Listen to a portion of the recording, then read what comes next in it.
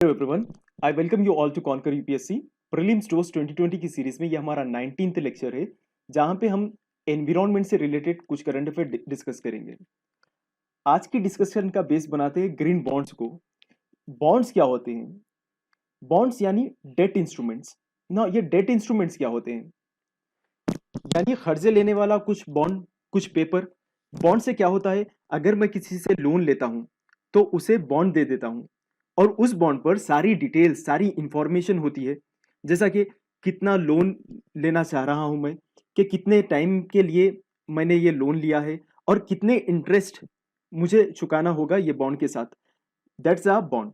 अब ये समझिए, अगर आप जब बॉन्ड इंटरनेशनली लेते हो, यानी दूसरे कंट्रीज से लेते हो, जैसा कि US, UK, out of India किसी से भी, तब वो क्या होंगे? वो डॉलर डिनोमिनेटेड होंगे, वो पाउंड डिनोमिनेटेड होंगे बॉन्ड्स। लेकिन ये चक्कर देखिए थोड़े बॉन्ड्स का नहीं होता। जैसा कि मसाला बॉन्ड अगर मैं बात करूं, मसाले बॉन्ड क्या होते हैं? रुपी डिनोमिनेटेड होते हैं।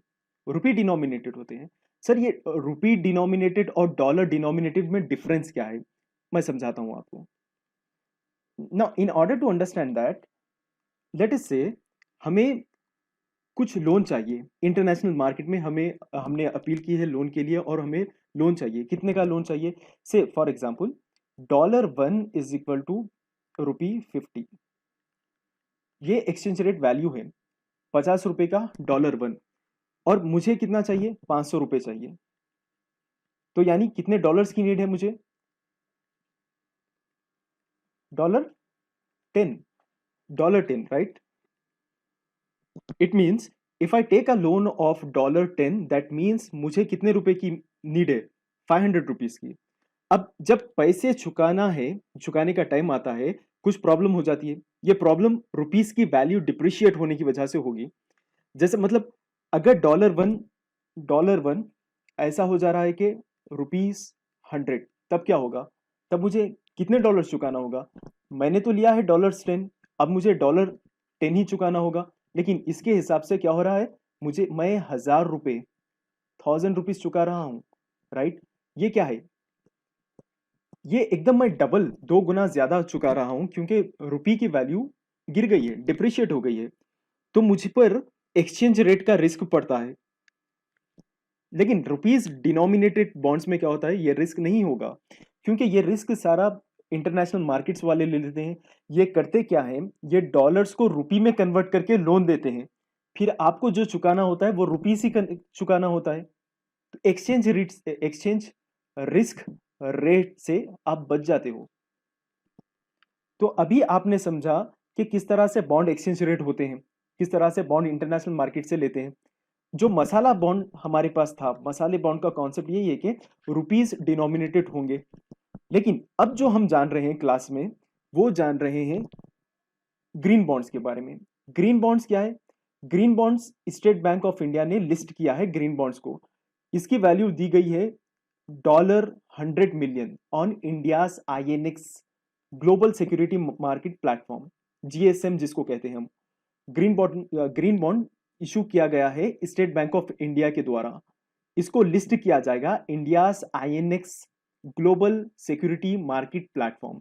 जो कि मसाला बॉन्ड थे, मसाला बॉन्ड को लिस्ट किया गया था London stock London stock exchange पे।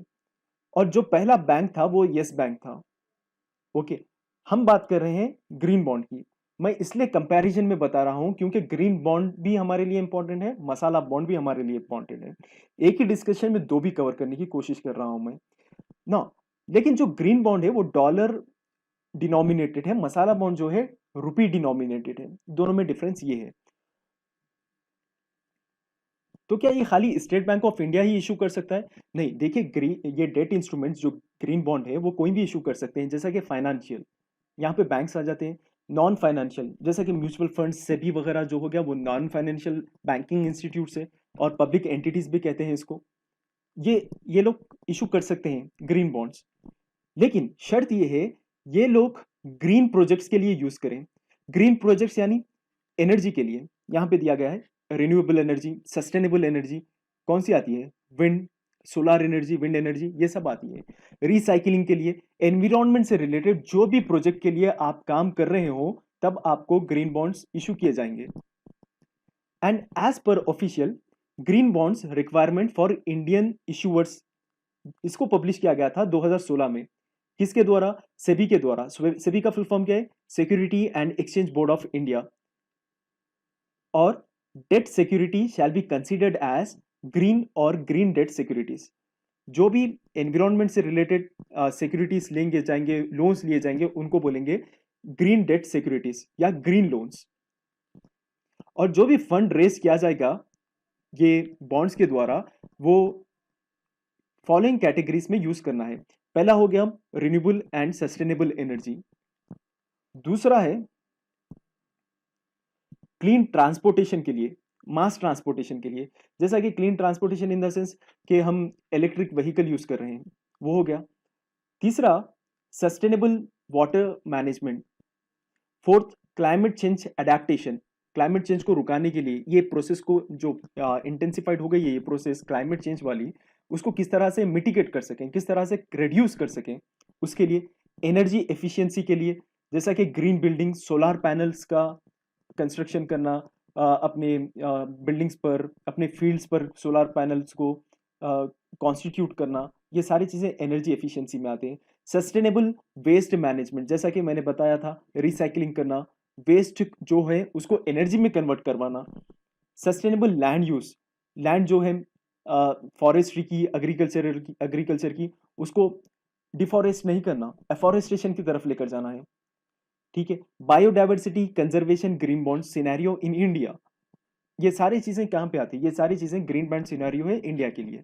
Green band scenario in India, अगर हम इस पे नजर मारते हैं तो देखिए इंडिया का फर्स्ट ग्रीन बॉन्ड इशू किया गया था यस बैंक के द्वारा। ठीक है।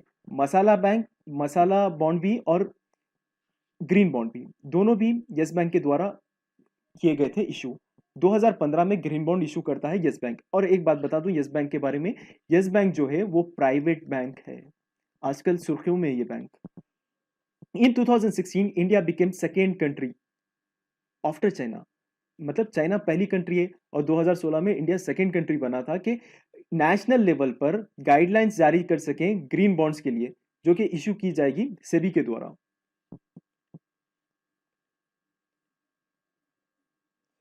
अकॉर्डिंग टू 2019-20 इकोनॉमिक सर्वे, ये इकोनॉमिक सर्वे ये बता रहा है कि इंडिया जो है second largest green bond market बना हुआ है after China.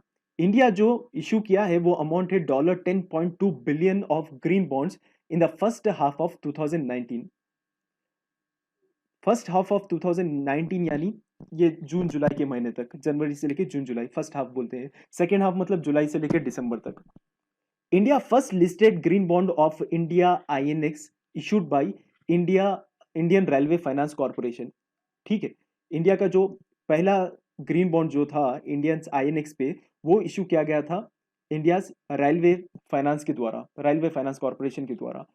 FICCI and climate bonds initiative को भी स्टैब्लिश किया गया था इंडियन ग्रीन बॉन्ड्स काउंसिल के द्वारा 2016 में।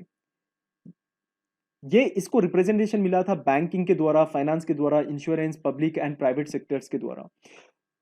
इसका पर्पस क्या था? इसका पर्पस यही था कि development of a green bonds market in India, green bond market India में बनाना है। सीबीआई जो है इंटरनेशनल ऑर्गेनाइजेशन है जो वर्क कर रही है कि मोबिलाइज कर सके बॉन्ड मार्केट को क्लाइमेट चेंज सॉल्यूशंस को फाइंड आउट करने के लिए। इंडिया आईएनएक्स ये क्या है? अभी तक सुने हैं आप आईएनएक्स करके? आईएनएक्स है क्या? India international exchange limited is a first India's international exchange located at the Gujarat International Finance Tech City, gift city कहते हैं गुजरात में। Gujarat international finance tech city जो है इंडिया की पहली इंटरनेशनल एक्सचेंज है जो कि यहाँ पे लोकेट की जाती है। Operating on an advance technology platform, ये ऑपरेट किया जाता है यूरेक्स T7 पर। यूरेक्स T7 के बारे में बता दूं मैं आपको, ये अपने रिजल्ट जनरेट करेगा लेस देन 4 माइक्रो सेकेंड्स के ऊपर। 4 माइक्रो सेकेंड्स, जैसा कि आप देखते हो गूगल करते हो आप कोई चीज तो वहां पे नीचे दिया होता है 0.5333 सेकेंड्स में ये रिजल्ट मिले हैं आपको, जो भी आप सर्च करते हो। ये माइक्रो सेकेंड्स की बात चल रही है। ऑलराइट। इसको लॉन्च किया गया है 2017 में और ये सब्सिडियरी है बॉम्बे स्टॉक एक्सचेंज लिमिटेड का and it is Asia's first stock exchange. ठीक है. It was established in 1875 and still it is continuing. All right, this is for green bonds. I hope you like this lecture and please subscribe.